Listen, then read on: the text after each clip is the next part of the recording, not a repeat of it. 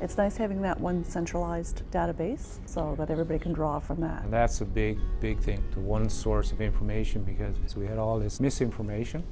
So now I think it'll be a lot better to have a central registry and that's updated, be more accurate and help us forecast the future replacements.